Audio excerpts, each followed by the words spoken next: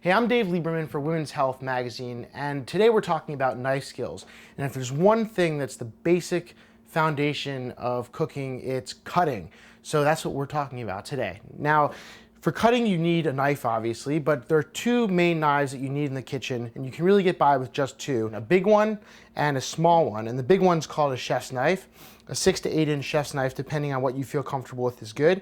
And a paring knife, about 3 inches long. The paring knife you can use for finer, detail-oriented jobs, like taking the tops off of strawberries, coring an apple, that kind of thing. But for the most part, the chef's knife, the big knife, is going to get most of the work. This does all kinds of slicing and chopping. And one thing that I look for in a chef's knife is actually these bevels here. And the bevels are going to make it easy for what you're cutting to fall away from the blade so you don't get things sticking to your blade, which can really be a nuisance sometimes. In terms of knife skills, if there's one question I get more than any other, it's how do I chop an onion evenly and cleanly? And the skills that you use for this apply across the board. So let's take a look at an onion. When you want to cut an onion, you want to use a sharp knife. That's what your chef's knife will do. That'll keep you also from crying. The sharper knife, the better. What you want to do is take the top off the onion, just nick it at the top and the bottom as well.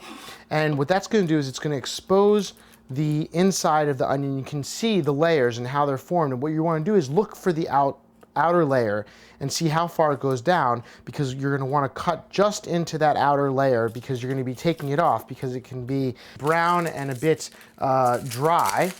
And then you're just going to remove that outer layer. It's going to come off in one nice clean piece. And that's going to leave you with a clean onion ready to chop and dice, or however you want to slice it.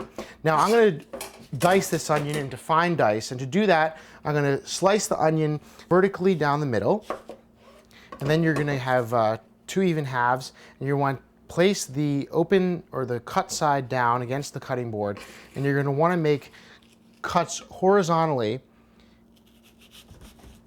about 3 of them evenly, about 1/4 to 1/2 inch thick, depending on the size of the dice that you want. Then you're going to cut from top to bottom vertically. Again, the same thickness as how you cut horizontally. And then you're going to cut from top to bottom the other way. And this is going to give you your dice in just the thickness that you want.